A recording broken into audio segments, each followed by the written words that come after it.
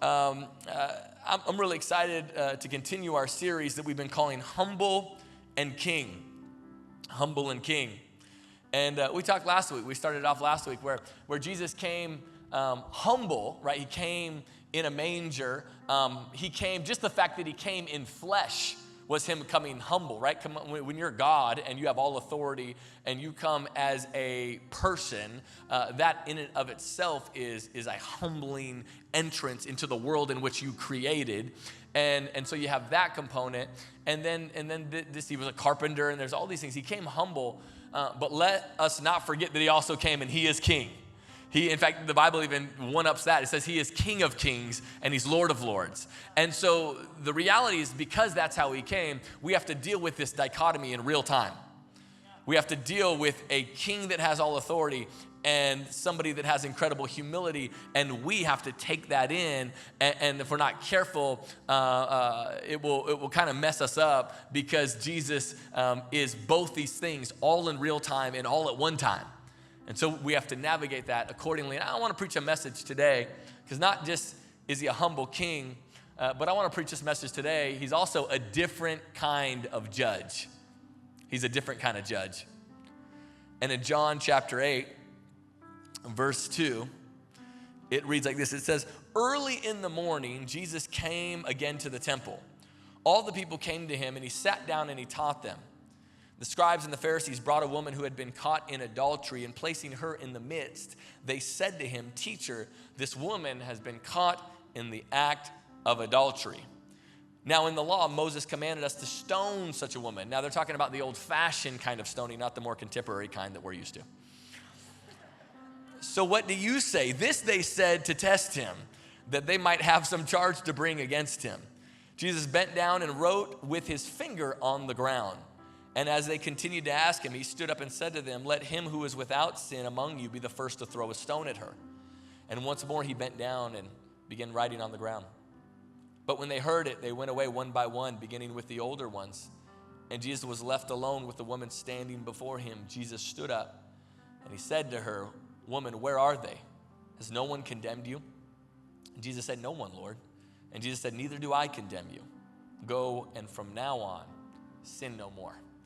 Come on, let's pray together today over the preaching of God's word. God, thank you so much for who you are. And God, we're grateful for your word. We're grateful for how you're moving in and through our lives. And God, I pray that all of us would leave here more encouraged than we were when we would walk in. In Jesus' name, we all said, amen. Amen. You ever have an instinct about something, like you felt like you knew something beforehand? You had an instinct, but only later would you be proven to be wrong? You ever have a moment like I just know, I know how this is going to play out, and some time goes and you're like, oh, I was wrong about that, right? Although some people they're wrong, but they still try to stick to their guns. I love those people, right? And I remember I thought I knew how something was going to play out. In fact, about 5-6 years ago, Christina and I were on vacation. We were celebrating our 10-year anniversary. And so we were on vacation, and we decided we were going to go scuba diving. We decided we were going to go scuba diving. Anybody in here, you've ever been scuba diving? Let me see your hand. You've been scuba diving. Okay, cool. So we were going to go scuba diving, and I got to be honest, my instincts told me I am not going to like this. I am not going to like, because I don't like creatures of any sort. I just don't like creatures. Sometimes Christina will come to me and she'll go, "Hey, let's go for a relaxing walk at Circle Bar B Reserve." Now, if you know what Circle B is, I think I added the bar. It's Circle Bar B? Okay. Just sounded weird when I said it. I don't think I said it like that in the first service. "Hey, you want to go for a relaxing time at Circle Bar B Reserve?" And I'm like, that is not relaxing to me. Because every little wrestle in the bushes, I'm like, you know what I mean? I just don't, because I just don't like creatures, because, and in fact, even kind of humans that act like they have an understanding with creatures kind of bug me too. Like if I ever go to your house and you have a dog, please do not tell me your dog's not going to bite me, because you really don't know. Come on, I went over to somebody's house and like, "Oh, don't worry, my dog won't bite." Like, how do you know? Like, did you sit down and talk to your dog?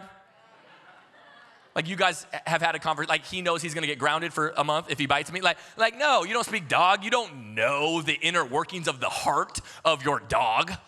Like you don't, right? So I don't really like creatures. And so I was like, I am not gonna like this. I'm spooked out. Like in fact, I was positive I wasn't gonna like it because I do not like snorkeling.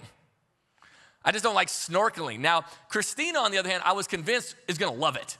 Because she is Pocahontas. She is, have you ever heard the wolf cry to the blue corn moon? She loves nature. She loves animals. In fact, whenever we hear like the brushling like in the bushes of an animal, I'm like, my instinct is to go. Her instinct is to go.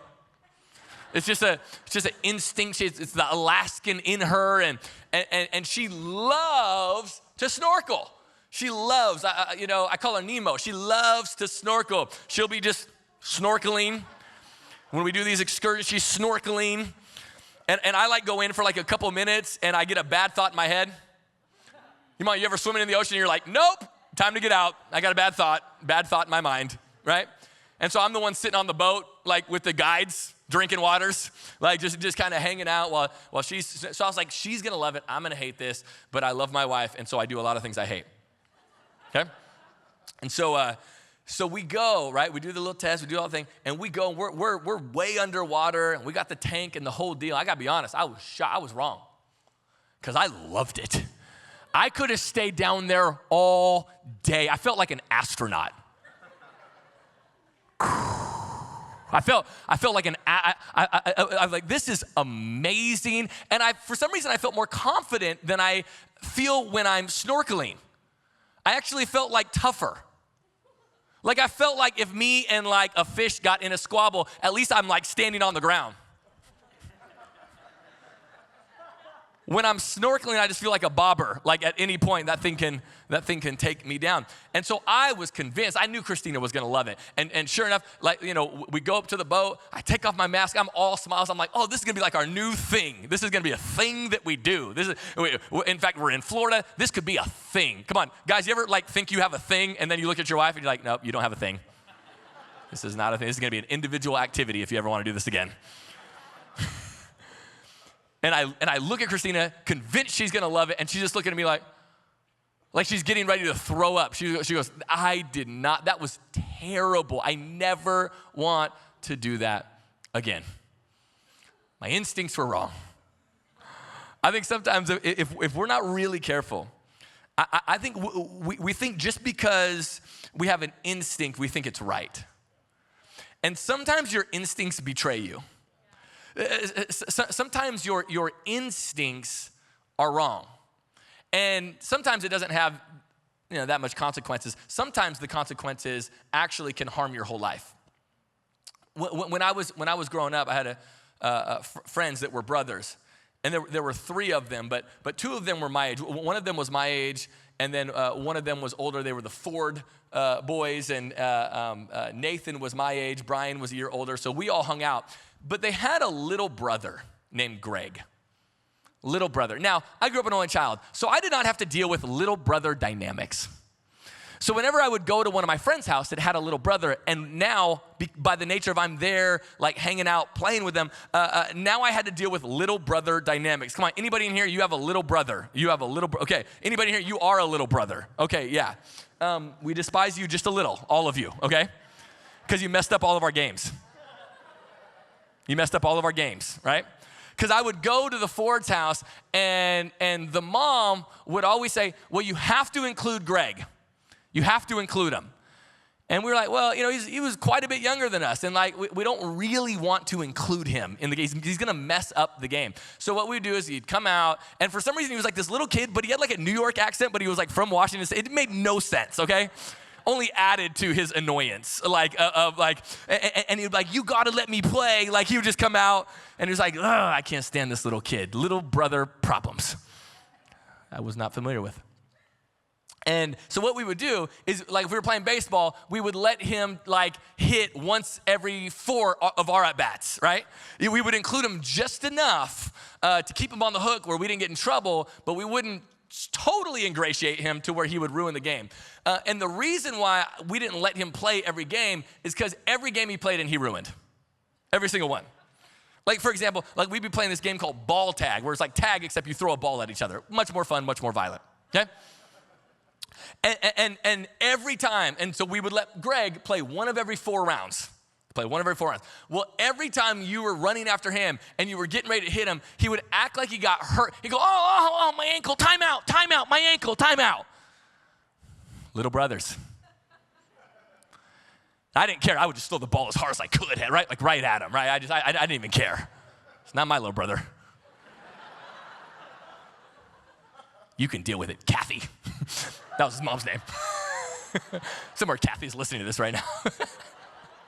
Deal with it, Kathy. Making us make us play, right? And this would happen again and again, and it'd be so frustrating. Because what he was saying is, I want to play in the same game as you, but I want to play by a different set of rules. Yeah. Like, I want to participate in the same activity. I want to participate in the game, but I want to tailor the rules to me. Now, listen, every single one of us, we have an instinct for how God should work. Like you and I, we're really good at telling God, or maybe not audibly, but in our hearts, telling God how he should move. We know who he should forgive and who he shouldn't. We know what he should forgive and what he shouldn't. We know who he should bless and who he shouldn't. We know who he should use and who he should. Like, we just ask us. Like, we know this stuff. We have an instinct about how God should operate, and yet time and time again, God operates differently, because even when we're operating on this scale, listen, you and I, we don't surrender ourselves to the same scale that we put on other people. Like, we want to play in the game, but we want to play by different rules. In fact, one of the things that we love the most about God, his forgiveness, his grace, his mercy, his unmerited favor. It's one of the things we love most about God. And yet, it's the thing that bothers us the most about God when he prescribes that to other people. In fact, my only point today is this, is that Jesus confounds our instinct that thinks it's wrong when someone doesn't get the punishment they deserve. He confuses us. And dare I even say, he frustrates us at times when he does not punish people for doing wrong. And yet with us, when we're telling our story, it's the thing we highlight the most. I was dead in my trespasses. I was an enemy of God. I was a sinner. I was blind. I was lame. I didn't have any, and yet what did God brought me in? And you and I, man, we got to be okay with this God that is both king, right? He's king, so when he enacts punishment, it is just. When God disciplines, it's just. He's God, right?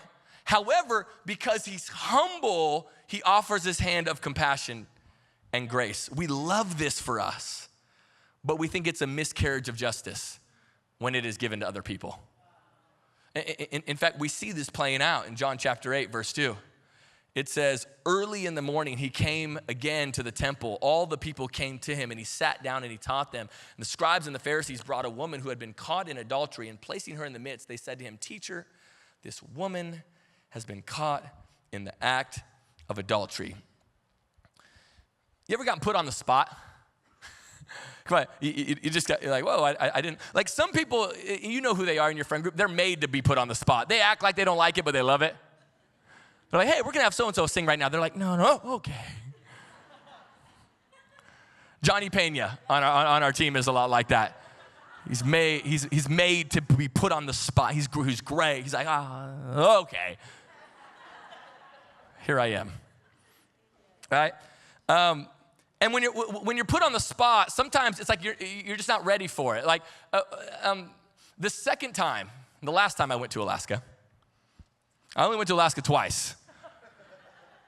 I married an Alaskan. I went to Alaska twice, when we were dating and when we were engaged. And then when we made a covenant relationship, I never went back, okay? So the second time 2 of 2 that I went to Alaska, we were up in Alaska, and this was around Christmas time.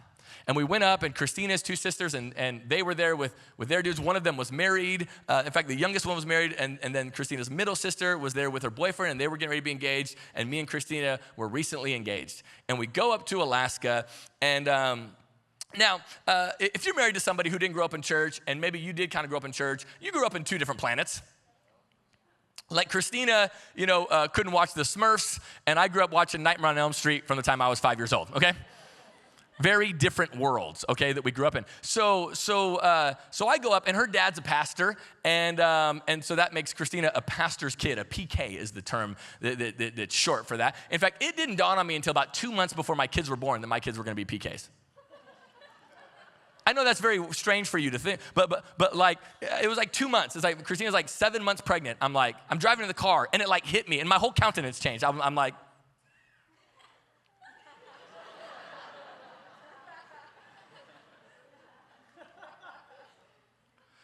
and it dawned on me, my kids are going to be PKs. So I pray high things over, like high bars on my kids. And what I pray over my kids every day is, God, I pray they would be normal. Just normalcy is what I long for in my children. Lord, please, God, should have bought a Honda. It's like I just pray normalcy. I pray high things for my kids, just normalcy. You know what I mean? Just like, Lord, let them not be strange, right? And so I'm up there in Alaska. I'm visiting Alaska. We're going to a service, and somebody had the idea, it was Christina's dad, hey, let's get all the kids up on stage. I'm like, okay, but like, what are we gonna do? You know what I'm saying? Like, what are we gonna do on, we're grown, you know what I mean? Like, we're not like that was cute when those kids were up here. Not as cute if I was up here like, at like 22, you know what I mean? Like, just not as cute, you know what I mean? Singing Christmas carols, but that's what they wanted to do, nonetheless. And so we get up there, and we get up on the stage. And by the way, I'm like, come on, you ever have something in life? It's all happening so fast. And all of a sudden I knew, they just decided right before the service that we were going to do this. I'm like, this is okay. I walk up. They give me a microphone. Christina pulls I don't even know where she pulled a tambourine out from. She's got a tambourine. Her middle sister jumps behind the drum kit. Her boyfriend grabs an acoustic guitar. Her other sister has her sister's husband grabs the bass. I'm like, what is happening right now? Like, I just joined the Osmond family. I didn't even know it. Like, I'm in a family band in like a matter of seconds. I'm like, what is happening? Church people.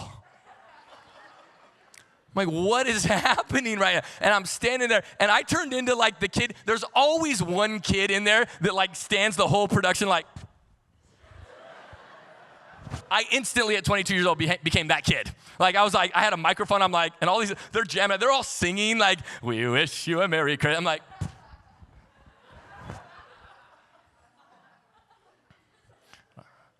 Listen, when we get put on the spot and when it's unexpected, we're not sure how to react. What I love about this is they put Jesus on the spot.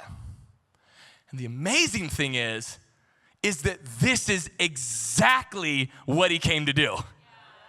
So they bring this woman caught in adultery, and they put Jesus on the spot. By the way, it was their idea to put Jesus in the judge seat. He didn't step into it himself. It was their idea. They bring this woman out before Jesus, and they throw her down, and they put him in this spot. And Jesus is on the spot, and he's not rattled by it because it's exactly why he came. And what you need to know and understand is that what we get to see in this moment is Jesus's judicial philosophy. You get to see Jesus's in real time, without prep, his judicial philosophy. Now, the only time we ever hear that word, usually in our context, is when Supreme Court justices are being nominated.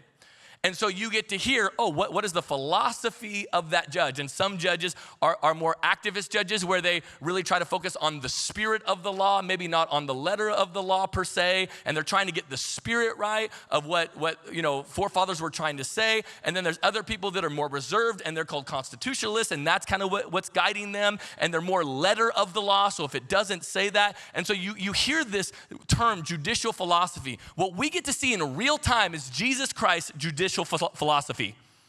And what you have to understand is that it is bound and it is bookend by grace, and it's undergirded by patience.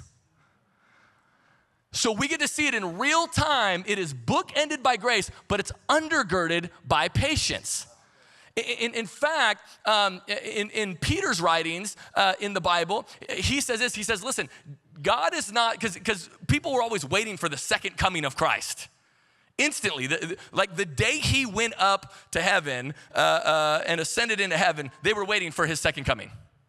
And so Peter has to address it in one of his books, and he says, hey, look, God is not slow, as some understand slowness, but he's waiting, he's being patient so that none should perish. What does that tell us about the nature of Christ? It says that he's patient with you. He's patient with you.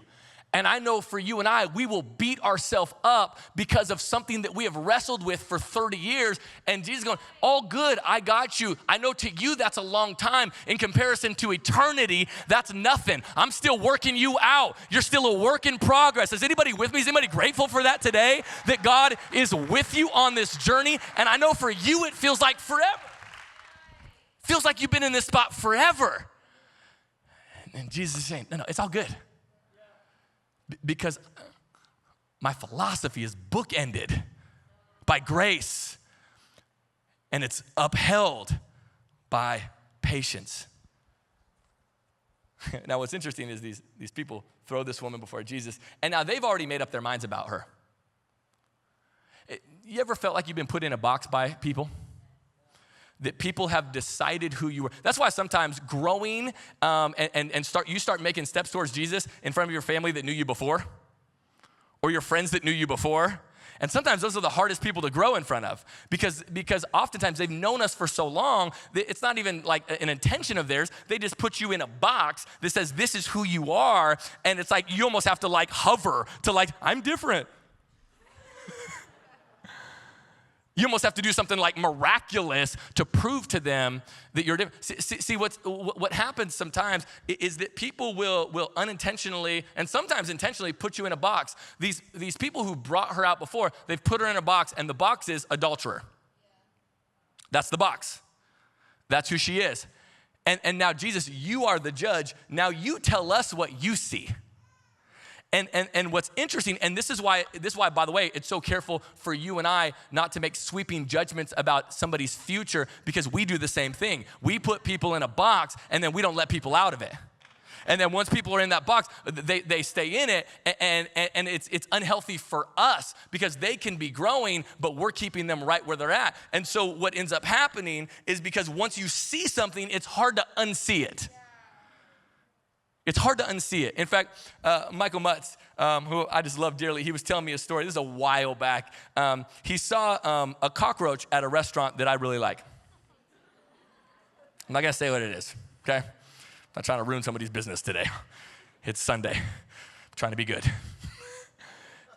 And he saw a cockroach. And he used to go to this restaurant, and I go to this restaurant. And he went to this, and he's like, dude, you're not going to believe this. I was eating at such and such, and I saw a cockroach. And I was like, man, that's great. I asked him, I said, will you ever go back? And he said, no, I'll never go back. I'm like, okay.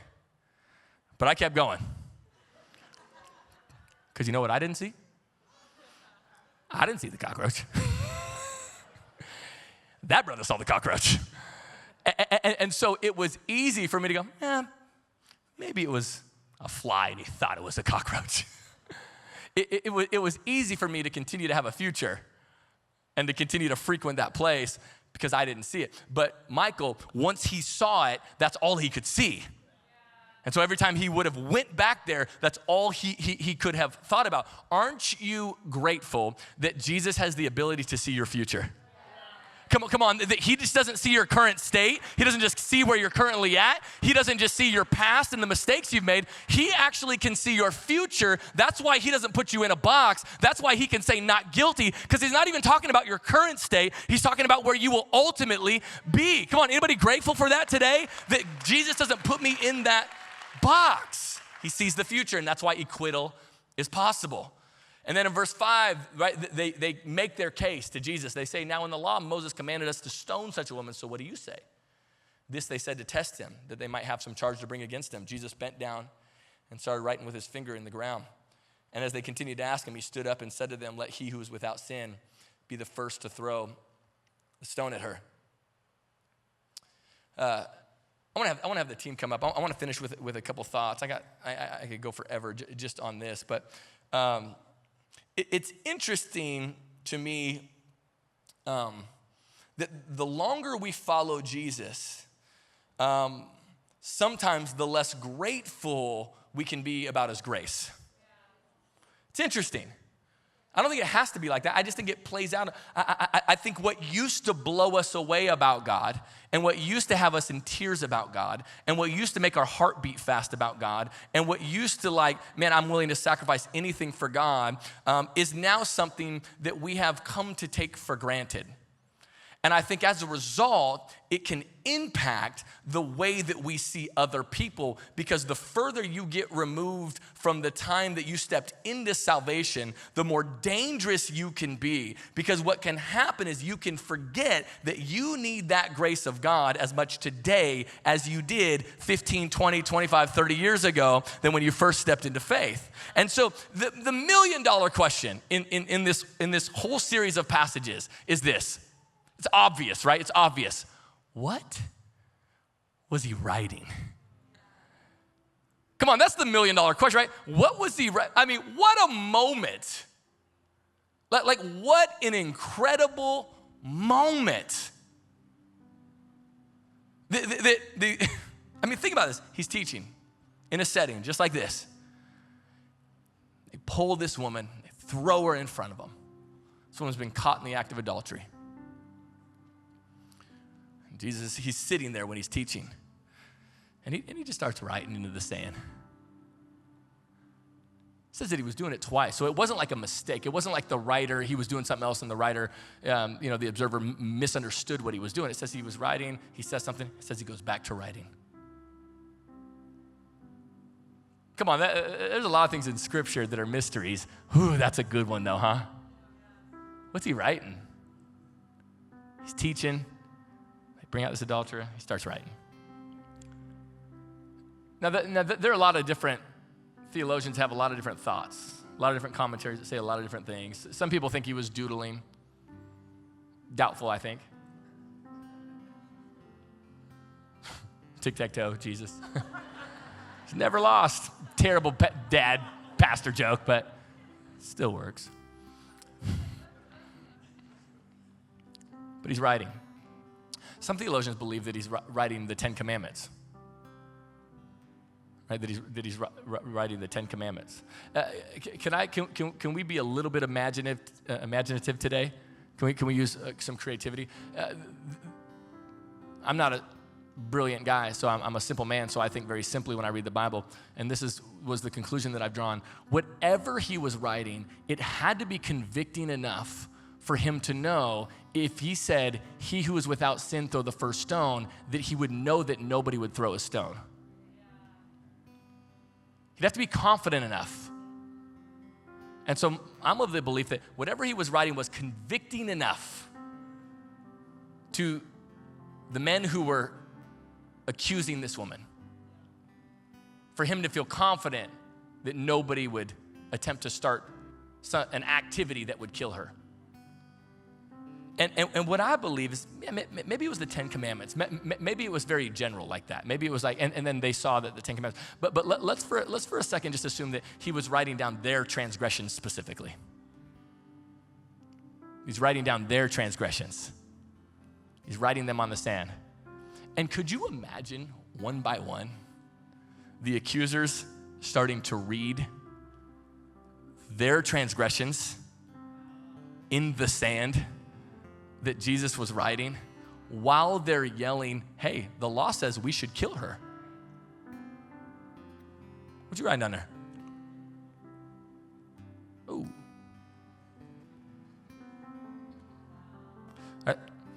Don't put my name next to that.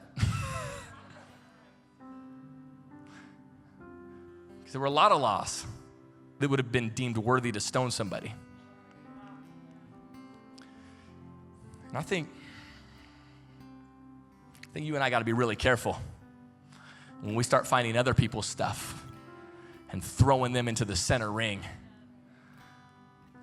when the matchless grace of Jesus Christ, should you be today under the canopy of God's grace and your life surrendered to the lordship of Jesus Christ, you've been lavishly saved and abundantly forgiven because of your many transgressions, even the ones that you walked in with today.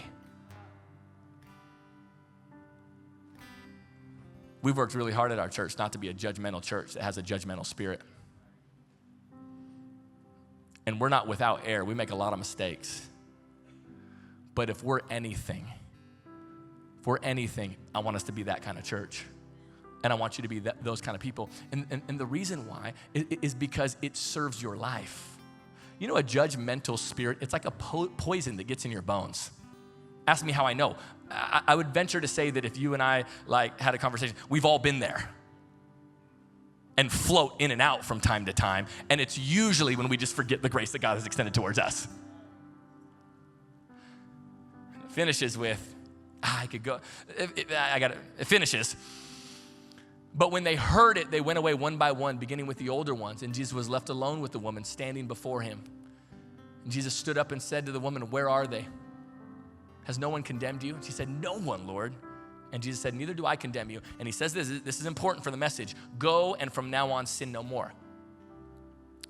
Go and from now on sin no more. It's an important phrase. Now, is it safe to say that the woman probably sinned after that day? Of course she did. Of course she did. But what Jesus was encouraging her is in something that I've actually tried to do the last 20 years, 21 years that I've been a follower of Jesus. See, when I first got saved, I was 17. I'll never forget it. And when I was 17, and a basketball player in my high school, I was smoking weed like every day. Didn't care about people, didn't care about stuff, didn't care about why would I need God? I didn't even think about God. That's how little I thought I needed God. I was never that person that was what's the world all about? No, the world's about me. That's how I thought. It was a thought process. And I got confronted with the grace and mercy of God and the fact that I do have sin, that I was imperfect, and I responded to it, and God broke my heart in a million pieces. Remember, I started bawling. I didn't know why I was crying. Come on, you ever have a good cry? You don't even know why you're crying. You just need to cry. It feels good. It's good for your soul, you know? And the reason why I felt like that is because it was a lot like, the best way I could think to describe it is it felt like I was taking a shower for the very first time. That's what I felt like. I felt like I was clean, not perfect, but clean. Not clean, but no longer, not perfect, but no longer blameless. Right? And so what happened is I made this decision. I went to school the next day. You want to know what I really thought? This is how naive I was. I actually thought that if there were Christians in my school, I didn't know any, or at least I didn't know any until I became one. I actually thought they'd be pumped about it. I thought they'd be excited. And I remember I walked in and I went from literally the next day carrying around my Bible to school and telling my friends, man, this is how much you need Jesus. Because I needed him. And I know if I need him, I know you need him. See, and I started going to church. And what shocked me is the response I got from the Christian kids that went to my high school. Because I assumed that the same spirit that said, come to me all who are weary and heavy burdened and I will give you rest. I thought that the same spirit that said, I stand at the door and knock continually and anybody who opens it to me, he'll come in and eat with me and I'll eat with him. I thought that same spirit I thought would be on people that claimed to know him. It wasn't. In fact, I would say just the opposite. Honestly, I had a lot of kids in my high school that were frustrated, and this was, one of them literally said this to me, because you already have the world. It's literally what a kid from my high school says. The reason why everyone's so frustrated is because you already have the world. You're point guard on the basketball team, you already have the world. And I thought, we get older, but we don't all mature. And I remember thinking this. I remember there were a lot of people that were frustrated at my acquittal of sin. They were frustrated the fact that God would even look at me and say, not guilty. Listen, you're gonna have people that are dumbfounded at the fact that God can look at you and in all your mistakes and in all your crap, and God will still look at you and say, not guilty, I love you, come here, you're mine. And it's gonna frustrate some people. So what I've always tried to do is I've tried to honor God's acquittal. I'm not perfect, but I've tried to honor God because there were a lot of those kids that thought what I was experiencing was just a phase. There were a lot of those kids that thought when I made that decision, oh, this dude won't be here in 20 years, I'll tell you that much. And can I tell you, here I am 20 years later. And so what I want to encourage you, and what Jesus was telling that woman is going, okay, hey, look, you were in sin. What you were doing was sin. But I need you to the best of your ability, now with my Spirit imparted into you, I need you to honor the acquittal. I need you to honor the not guilty verdict. And I'm going to keep giving it. And no matter what happens, I'm on the journey because I'm patient with you and I'm full of grace. But I need you to the best of your ability, honor the not guilty.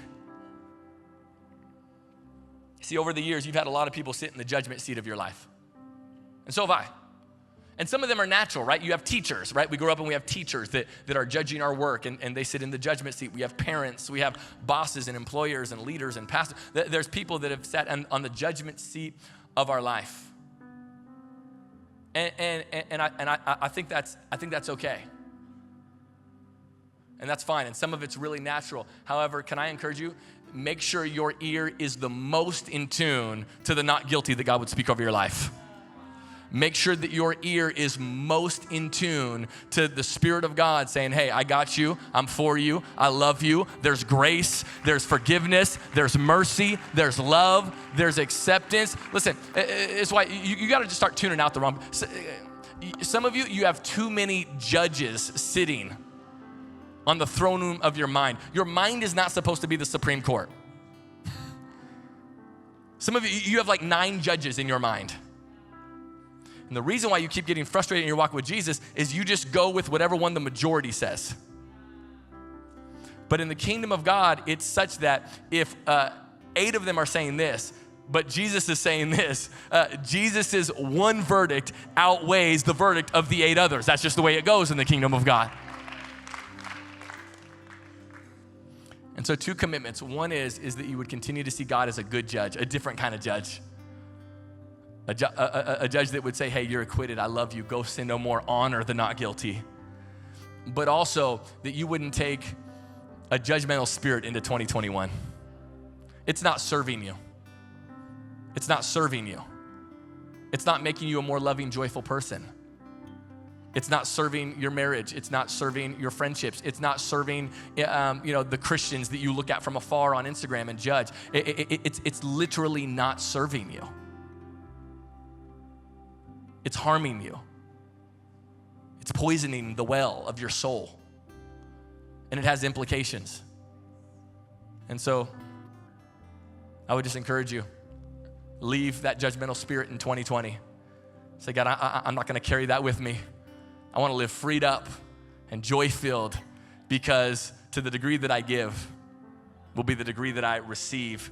And I know I have received much forgiveness. Come on, church, let's stand to our feet.